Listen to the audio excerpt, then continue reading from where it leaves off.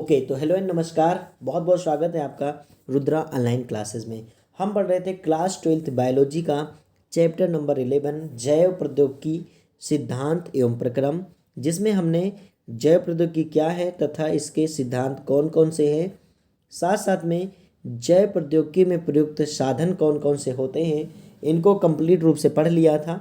आज की वीडियो में हम कवर करने वाले हैं most of the most important topic जैव प्रौद्योगिकी की प्रक्रियाएं, या जिसे पुनर्योगज डीएनए तकनीकी भी कहते हैं। यह 5 नंबर का क्वेश्चन एग्जाम में जरूर पूछा जाता है। प्रतिवर्ष इस क्वेश्चन के आने के चांसेस सबसे अधिक होते हैं। तो इस वीडियो में जो भी प्रोसेस आपको बताई जाएगी उसको सही से आप समझना है, जिससे कि एग्जाम में अच्छे से आप लिख सकें। तो चलिए स्टार्ट करते हैं। जैव प्रौद्योगिकी की प्रक्रियाएं या पुनर्योगज डीएनए तकनीकी। जैव प्रौद्योगिकी की प्रक्रियाएं या पुनर्योगज डीएनए टेक्निक बहुत ज़्यादा इम्पॉर्टेंट है, हमने पहले ही आपको बताया है। तो सबसे पहले स्टार्ट में बात करते हैं तो अनुवांशिकी अभियांत्रिकी अर्थात जेनेटिक इंजीनियरिंग में कृत्रिम विधियों द्वारा कोशिकाओं या अनुवांशिक रूपरेखा में परिवर्तन किया जाता है। हम जानते हैं कि डीएनए के स्ट्रक्चर में कुछ बदलाव किए जाते हैं जो कि हमारे इच्छा के अनुसार होते हैं, या जैसा हम वांछित डीएनए बनाना चाहते हैं उसे बनाने के लिए उसमें कुछ फेरबदल किया जाता है। इसमें पुनर्संयोजन अर्थात रिकॉम्बिनेंट डीएनए बनाने के लिए जीन का स्थानांतरण या पुनर्संयोजन होता है। स्थानांतरण मतलब एक स्थान से दूसरे स्थान पर भेजना, या पुनर्संयोजन का अर्थात है किसी दूसरे को जोड़ करके दोबारा से अच्छा बनाना। तो इतनी बात आपको समझ में आई कि अनुवांशिकी अभियांत्रिकी में कृत्रिम विधियों द्वारा कोशिकाओं की आनुवांशिक रूपरेखा में परिवर्तन किया जाता है, जिसमें या इसमें पुनर्संयोजन डीएनए बनाने के लिए जीन का स्थानांतरण या पुनर्संयोजन होता है। इस तकनीकी में दो भिन्न जीवों के डीएनए को संयुक्त करके पुनर्संयोजन डीएनए अर्थात आरडीएनए, या इसे कह सकते हो रिकॉम्बिनेंट डीएनए उत्पन्न किया जाता है। इस तकनीकी को ही पुनर्संयोजन डीएनए तकनीकी कहते हैं। बात करते हैं इस तकनीकी की कौन कौन सी क्रियाविधि है, यह तकनीकी कितने चरणों में पूरी होती है। तो अनुवांशिकी अभियांत्रिकी या पुनर्योगज डीएनए तकनीकी की क्रियाविधि अत्यंत जटिल होती है।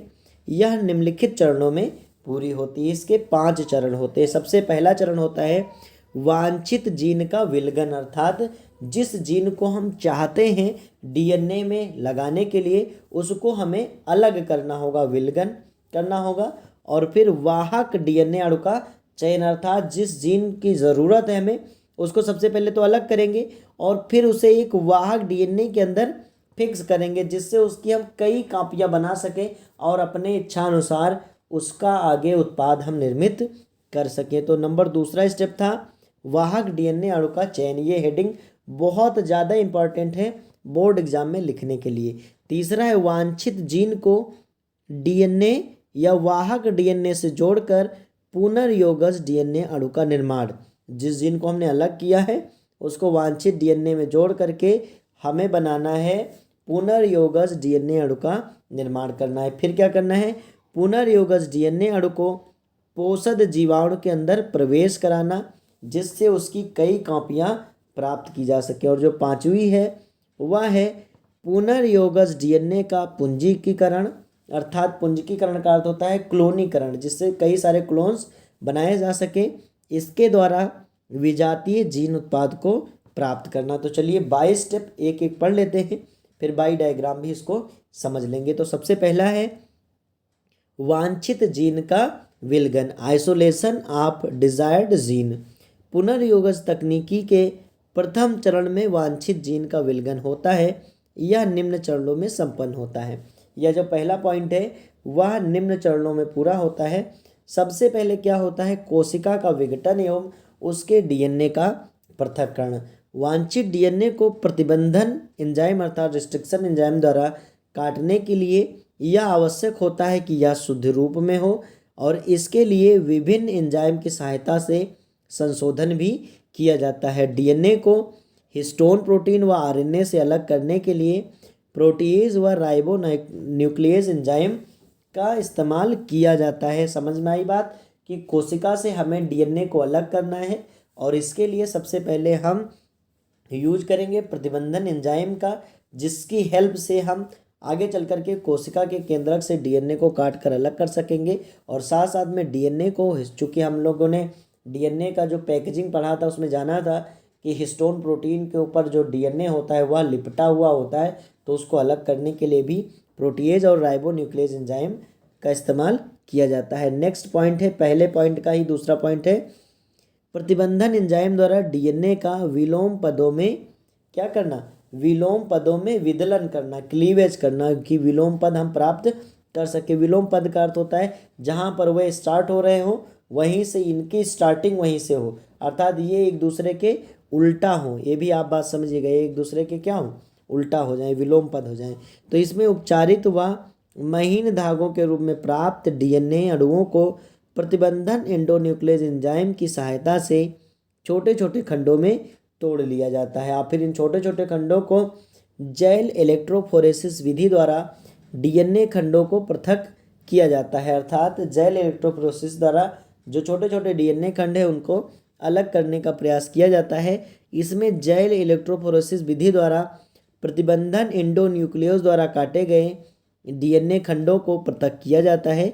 इस प्रक्रिया में समुद्री शैवाल से प्राप्त एगरोस जेल का इस्तेमाल किया जाता है। और इस उपचरण में क्या किया जाता है, एगरोस जेल का यूज किया जाता है। तो कई बार यह क्वेश्चन पूछा जा सकता है कि जैल इलेक्ट्रोलिसिस विधि में कौन सी जेल का इस्तेमाल किया जाता है, वह किससे प्राप्त होता है, तो यह समुद्री लाल शैवाल से प्राप्त होता है। जो एगरोस जेल होता है वह छलनी के प्रभाव द्वारा डीएनए के खंड लंबाई में अलग हो जाते हैं और डीएनए के इन खंडों को हम इथिडियम ब्रोमाइड से अभिरंजित कर देते हैं, अर्थात कलर्ड कर देते हैं, और इन्हें देखा जा सकता है।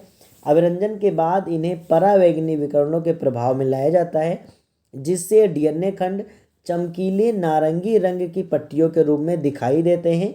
डीएनए की इन पट्टियों को काट कर पृथक कर लिया जाता है तथा जेल से निष्कर्षित कर लिया जाता है। इस प्रकार अलग किए गए वांछित डीएनए का उपयोग उसे वाहक डीएनए के साथ जोड़कर पुनर्योगज डीएनए बनाने में किया जाता है। और अब बना लिया जाएगा पुनर्योगज डीएनए।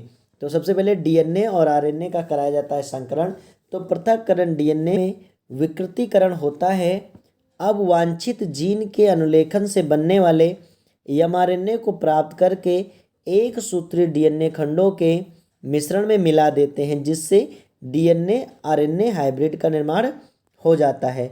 और नेक्स्ट स्टेप में द्विसूत्री डीएनए खंड का संश्लेषण किया जाता है। तो डीएनए आरएनए संकर वाले खंड को अलग करने के पश्चात एमआरएनए को भी अलग कर दिया जाता है।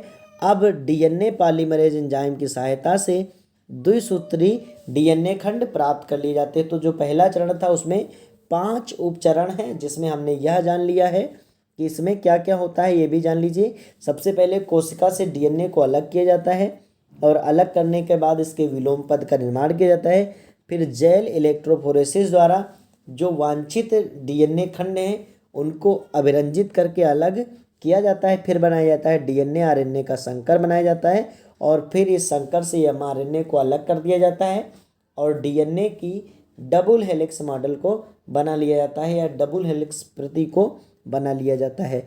अब यह जो डीएनए हमें प्राप्त हुआ है वह होगा वांछित जीन वाला डीएनए। अब इसे हम वाहक के अंदर प्रवेश कराएंगे, तो उससे पहले सबसे पहले वाहक को हमें चूज करना होगा। तो दूसरा स्टेप होता है वाहक अणु का चयन। तो अब पुनर्योगज डीएनए बनाने के लिए वाहक डीएनए का चयन करते हैं।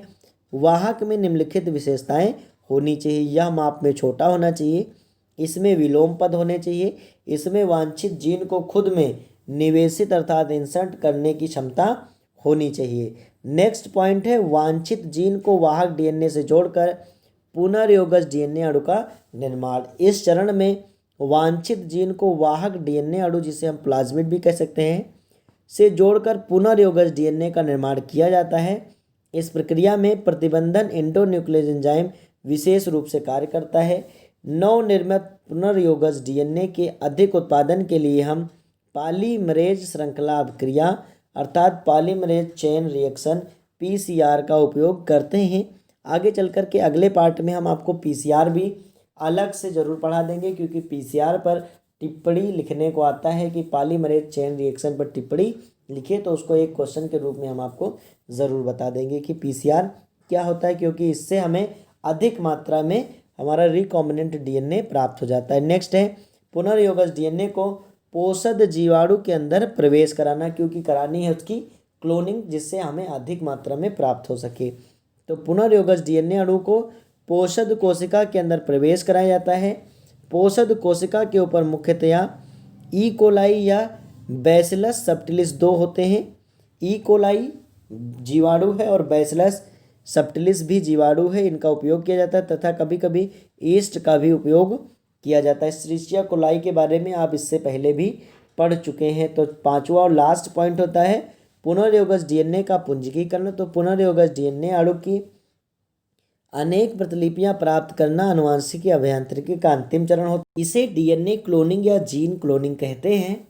इस क्रिया में जीवाणु कोशिका के अंदर पुनर्योगज डीएनए अर्थात रिकॉम्बिनेंट डीएनए का अर्थ होता है ऐसा डीएनए जिसमें अलग से हमने वांछित जीन को प्रवेश कराया है, बार बार द्विगुणन करता है, जिससे इसकी अनेक प्रतियां निर्मित हो जाती हैं। यहाँ पर लिख लीजिएगा, अनेक प्रतियां निर्मित हो जाती हैं।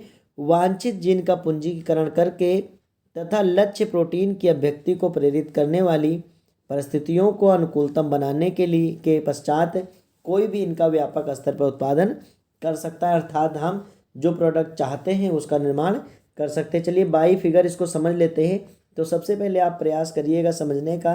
तो यह डोनर सेल है, अर्थात इससे ही हमको डीएनए लेना है और यह उसका केंद्रक है, और केंद्रक के अंदर वांछित जीन युक्त डीएनए है, इसको हमें पृथक करना है। एक तरफ का सिस्टम आप समझिएगा।